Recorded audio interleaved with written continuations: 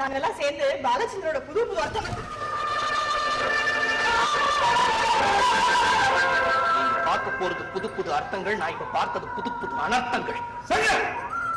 புத்தி கட்டுப்படுத்த என்ன நான் கொண்டாட்ட கை கிடைக்கிறது என்ன இதுக்கு மாதிரி உங்க படத்துக்கு போறீங்க இல்லையா? அப்படி என்னடா புது புது அர்த்தங்களை பேசுறீங்க? ஒண்ணுமே தெரியாத மாதிரி பாசாங்க பண்ணாத. வீட்டுல என்ன குமார் அடிக்கிறேன்னு இப்பதானே தெரியுது. இத்தனை நாள் ஊர்ல சொன்ன போது நான் நம்பல. ஆனா இப்ப என் கண் கூட பாத்துட்டேன். வீட்டுல சிரிச்சு பேசி ஜாலியா இருப்பேன். அப்படியே ஒன்னா பிக்சருக்கு போவேன். முதல்ல அவ கை உங்க மேல படும், அப்புறம் உங்க கை அவன் மேல படும். கற்பனை கண்ணாதுன்னு ஓட வராது. பாரா, உங்களோட நான் எதை வேணா பங்கு போட்டுக்கிறேன். ஆனா இவ்வளவு விட்டுடுங்க. இப்ப என் கொண்டாட்டி எனக்கு மட்டும் தான் பொண்டாட்டி. இதுக்கு மேல ஏதாவது பேசுங்க, நான் என்ன பண்ணாலும் எனக்கு தெரியாது.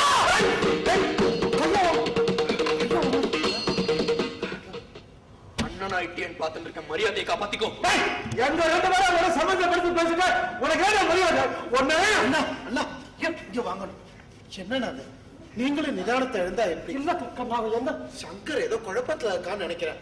அப்பா அவர்கிட்ட பேசிக்கலாம். டேய், பண்றதெல்லாம் பண்ணிட்டு அப்பாவே வேணா சிவாரி சொல்லி கிடக்கு. சிவாரி சிவம் இவ்வளவு வந்தவன வாடி உள்ள.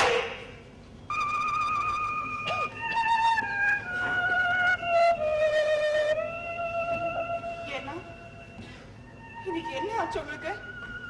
ஏன் இப்படி தாய் மாற வளரினேன்? ஆமாண்டி, நான் பேசினா உனக்கு வளரலாத்தான் இருக்கும். அதே அந்த குருட்டு முண்டம் பேசிட்டுனா காதல் அமுதமா வந்து பாயும்ல. என்ன இப்படி எல்லாம் பேசுறேன்? நான் அப்ப பேசுறதோட நிறுத்திட்டேன். இதே என் இடத்துல வேற எவனாவது இருந்தா உன்னை அப்படியே தரப்புற நிறுத்து வெளியே வெளியே பாடி. சங்கர், கல்யாண மேடையில அக்னிய சாட்சியை வச்சுட்டு என்ன காலம் முழுக்க காப்பாத்துறேன்னு சங்கல்படுத்திட்டு இருக்கேன். அத மறந்துடாதீங்க. சரி, இந்த பேச்செல்லாம் விடுங்க. நீங்க ரொம்ப சோர்ந்து போய் வந்திருக்கேன். கை கால் அல்மீன் வாங்க சாப்பிட. வேஷம் போட்டதெல்லாம் போறடி. நம்ம அப்படியே என் மேல ரொம்ப அக்கறை இருக்க மாதிரி. போய் அவளே கவனி. பாவம் கண்ணனுக்கு கண்ணு தெரியாது, அவனையும் சேர்த்து கவனி. போ. ஏன் இப்படி சொல்ல பல குத்துறேன்? இப்ப குத்தவா பேசுறேன்னு தெரிஞ்சவளுக்கு அவனோட கொஞ்சம் கொலா வேண்டியது. அப்ப எங்கடி போச்சு புத்தி? அவனுக்கு கண்ணு இல்லங்கிறதுனால நீ கண்ணு முடிக்கிறியா? மனசுல என்னடி காந்தாரி நினைப்பா? நிறுத்துக்கோ. நான் உங்க மேல உயிரையே வச்சிட்டு இருக்கேன். உயிரை என் மேல வச்சிருக்கிற உடம்ப நிறுத்தி உன்னுடைய நாடகத்தையும் நீலிக்க நீரியும். உன்னால அனாவசியமா சந்தேகப்பட்டு என் அண்ணன்களை கீழ்த்தரமா பேசிட்டேன். கிச்சாவையும் கண்ணனை எடுத்து இது வரைக்கும் ஒரு வார்த்தை கூட பேசுறது கிடையாதா? சண்டை சச்சரவு இல்லாத வீட்டுல ஒரு பிளவையை ஏற்படுத்தியே. ஒழுங்கா அந்த வேலை கெடுத்துட்டியடி. ஒன்ன சொல்லி குத்தம்ல, உன் உடம்புல ஒரு ரத்தம் அப்படி வாங்கிட்டு அப்படி பத்தினி தரத்தை எதிர்பார்க்க முடியும்? ஃபர்ஸ்ட் நைட் அன்னைக்கு பவானி சங்கர்னா சாகரத்துக்கு பேர் வச்ச மாதிரி இருக்குன்னு சொன்னேன். இப்பதானே தெரியுது நான் இப்படி துடி துடிச்சு சாகரத்துக்காக வச்ச பேருன்னு. நீ விட்டு போய் என்ன விட்டு போனா தான் எனக்கு நிம்மதி. சரி, எல்லாருக்கும் நிம்மதி. போ, போய் சந்தோஷமா அந்த கிருஷ்ணமூர்த்தியோட. என்ன கிருஷ்ணமூர்த்தி? எத்தனை கிருஷ்ணமூர்த்தி தெரியும் உனக்கு? கல்கத்தால ஒரு கிருஷ்ணமூர்த்தி. அவன்தான், அவனேதான். அவனை பத்தி இது வரைக்கும் ஏதாவது சொன்னியா என்கிட்ட? ஜஸ்ட் தெரிஞ்சோம், அவ்வளவுதான். வேற சொல்ற மாதிரி எதுவும் இல்ல. சொல்ற மாதிரி இல்லையா, சொல்லிக்கிற மாதிரி இல்லையா? கிருஷ்ணமூர்த்தி தெரியல அவனுக்கு? அது போதும் எனக்கு. இங்க பாரு, நீ யாரு கூட வேணாலும் போயிரு, ஆனா தயவு செஞ்சு என்ன விட்டு போயிடு பிளீஸ்.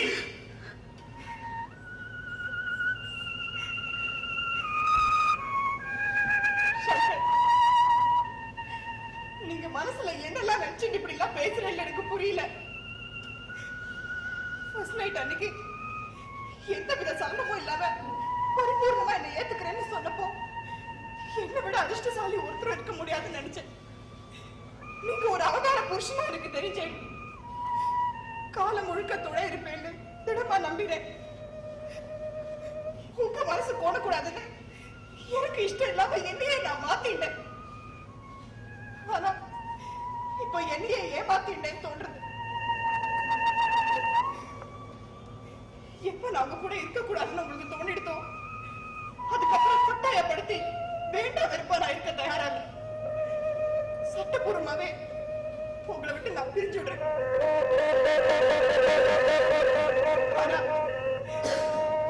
நீங்க எனக்கு கட்டின இந்த தாலியும் வயத்துல வளர்ற உங்க குழந்தையும் கூடவே எடுத்துட்டு போறேன். நானே இல்லாத போது இந்த குழந்தை மட்டும் உங்களுக்கு தேவைப்படும்னு எனக்கு தோணல. இருந்தாலும் உங்களுக்கு வேணும்னா பெத்து உங்கள்கிட்ட தரேன். வேண்டாம்னா நானே வளர்த்துக்கிறேன். வெளி உலகத்துல எனக்கு யாரையுமே தெரியாது. ஏன்னா எனக்கு உலகமா இருந்ததே நீங்க தான். வெளி உலகம் தெரியல, நானும் வாழ்ந்து தீருவேன். ஒரு சின்ன ரிக்வெஸ்ட். என்ன ஜீவனாம்சமா? எத்தனை வேணும்? என் ஜீவன்ல ஒரு அம்சமா இருந்த உங்களையே பிரிய தயாராயிட்டேன். உங்கள்கிட்ட இருந்த ஜீவனாம்சமா ஒரு 10 நாள் என்ன இங்க இருக்க அளவு பண்ணுங்க. அதுக்குள்ள வேற இடம் பாத்துடுறேன். வேற இடமா வேற ஆளா? மிஸ்டர் சங்கர், இதுக்கு மேல ஏதாவது பேசினேன் டெஃபமேஷன் கேஸ் ஃபைல் பண்ண வேண்டியிருக்கும். இந்த ஆட்டுக்குள்ள நான் காலடி எடுத்து வச்ச உடனே ஒரு தீவிரமான சமுதாயத்தையே எதிர்க்கக்கூடிய துணிச்சலான வீர புருஷனை பார்த்து பெருமைப்பட்டனா, இதுக்கு ஒரு வீக் புருஷனை பார்த்து பரிதாபப்படுறேன். பவானி, உங்க பவானி செத்துட்டா.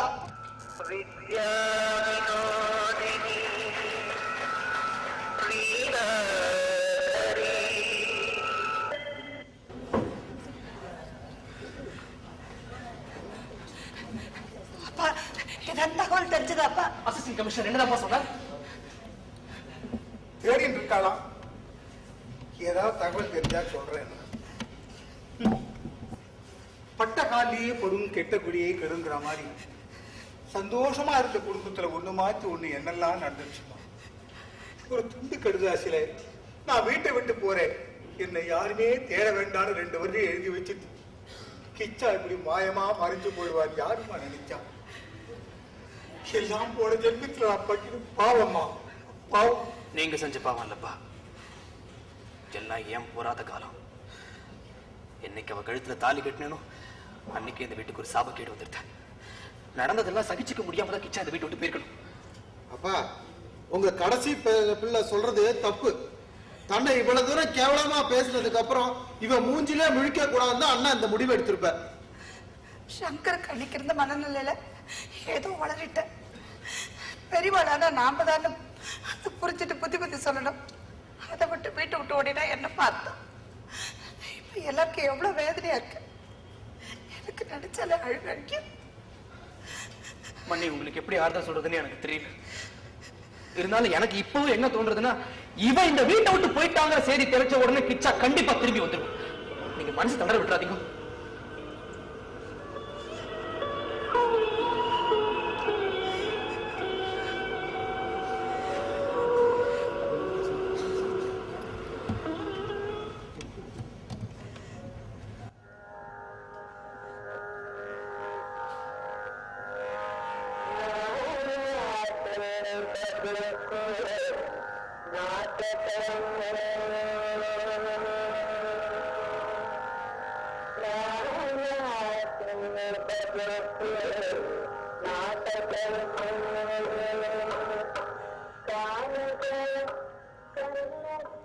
மிஸ்டர் சங்கர், இன்னைக்கு 10ஆம் நாள்.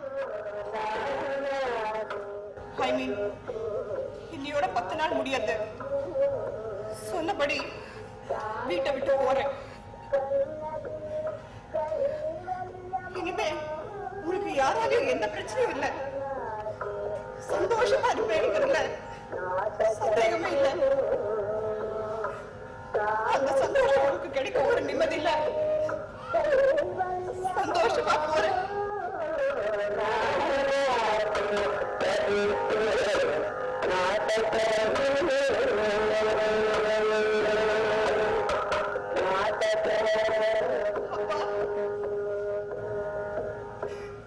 சாதாரண எல்லா பொண்ணுங்களுக்குமே 2 அப்பாக்கள் மக்கள் உண்டு.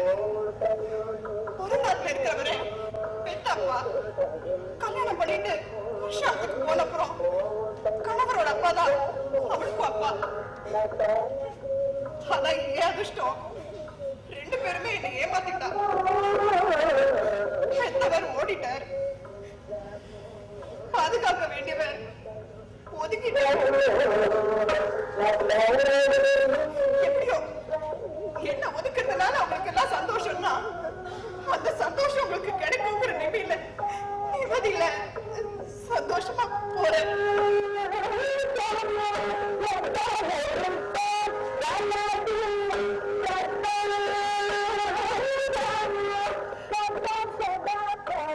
மணி,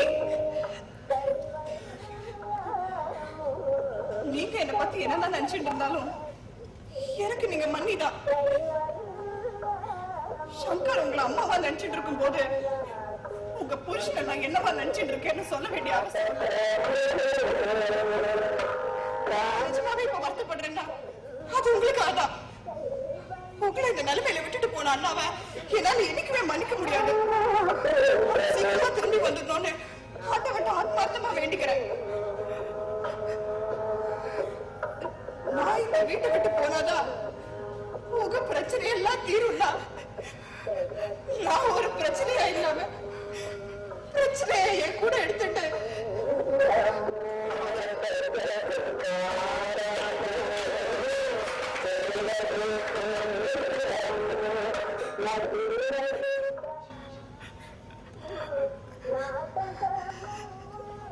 உங்கள்கிட்ட ஒரு 4 வார்த்தை பேசினா யாரும் தப்பா எடுத்துக்க மாட்டான்னு நினைக்கிறேன். லெக்சர் அடிக்க வேண்டாம், கிளம்பலாம். 4 வார்த்தை. சங்கீதத்துக்கு என்ன அர்ப்பணிக்க போறேன்.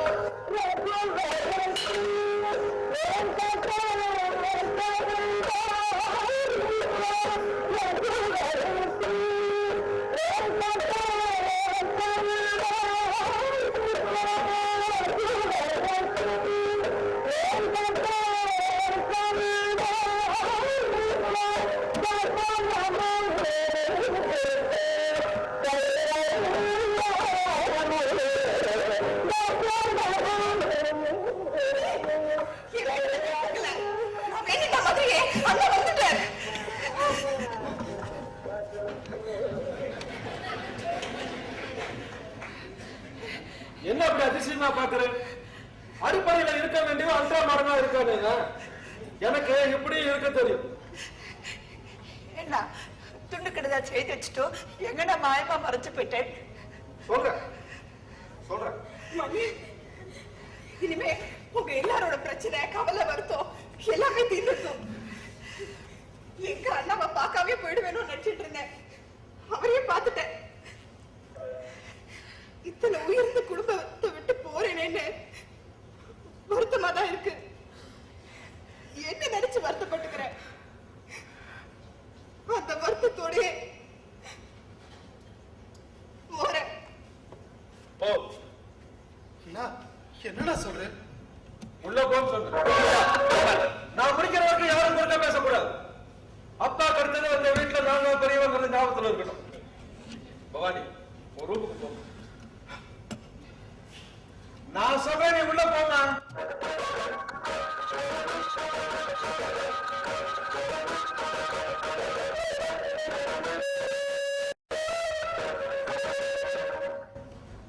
எங்க மயமா மறைஞ்சேன்னு கேட்டேன்ல, கல்கட்டா போயிருந்தேன்.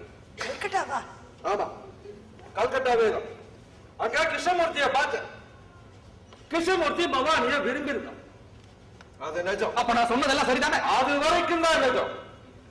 மத்ததெல்லாம் கதை. தன் விருப்பத்தை தன் ஃப்ரெண்ட்ஸ் கிட்ட சொல்லியிருக்கான்.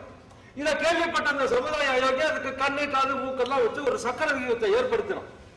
நாங்கெல்லாம் அதுல மாட்டின்றோம். ஆனா நீ போய் அதுல மாட்டின்னு இருக்க கூடாது. பவானி மேல அபாண்டமா பழி சமைச்சிருக்க கூடாது.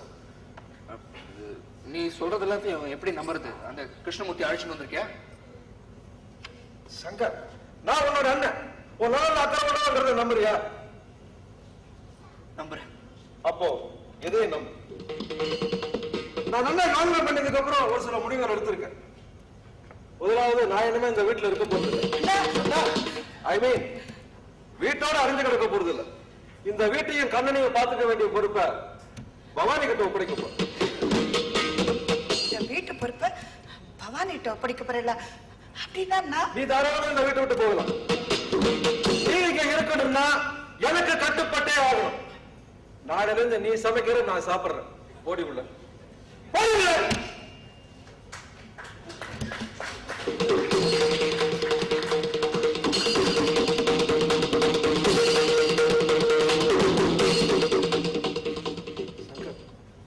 தம்பி பொண்டாட்டியை விரும்புறவன் அண்ணா இருக்க முடியாதுடா. நீ சுசீலாவை எப்படி நினைக்கிறியோ அதே மாதிரி தான்டா நாங்க பவானி நினைச்சிட்டு இருக்கோம். நீ இருந்த மனதை என்னன்னா அதுல வரக்கூடாத வார்த்தையெல்லாம் அவகிட்ட யூஸ் பண்ணின. அவ மனசு ரொம்ப புண்படுத்துற. இத்தனை உத்தமமான பொண்ணை நீ வீட்டை விட்டு போன்னு சொல்லலாம். ஆனா பவானி இந்த வீட்டை விட்டு போறத நானும் கண்ணனும் அனுமதிக்க மாட்டோம்.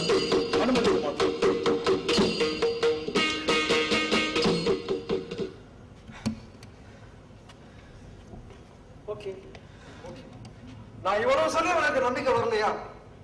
உனக்கு 24 மணி நேரம் டைம் தரேன். யோசிச்சு உன் முடிவை சொல்லு. Now the ball is in your hand.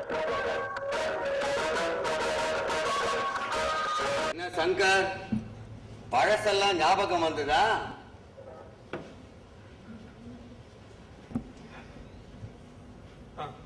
So தீர்மானம் பண்ணிட்டியா? தீர்மானம் பண்ணிட்டேன். பவானியை ஒதுக்கி வைக்கிறது தானே? இல்ல, உன்னை உதைக்கிறதுன்னு. உன்னால என் வாழ்க்கை நாசம் ஆயிடுச்சு. கரியர் ஸ்பாயில் ஆயிட்டு. எங்க என் பவானி இழந்துருவணும்னு பயமா இருக்கு. எல்லாத்துக்கும் காரணம் நீதான். நீ இல்லன்னா எல்லாம் சரியாயிடும். நீ ஒழுங்கா எல்லாருக்கும் நிம்மதி.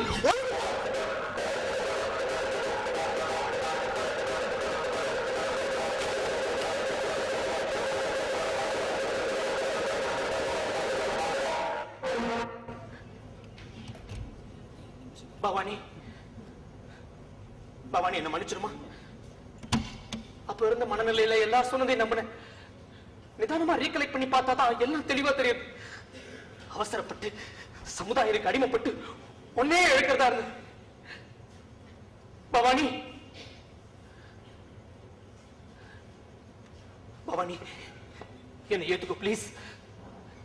சமுதாயம் தீர்த்து கட்டிட்டேன். இனி என்ன ஆனாலும் சரி, நான் உன்னை பிரியறதா இல்ல. பிரிவுங்கிற வார்த்தையை நீங்க வாயில இருந்து வராது. என்ன தீர்த்து கட்டிட்டேன்னு சந்தோஷமா இருக்கியா?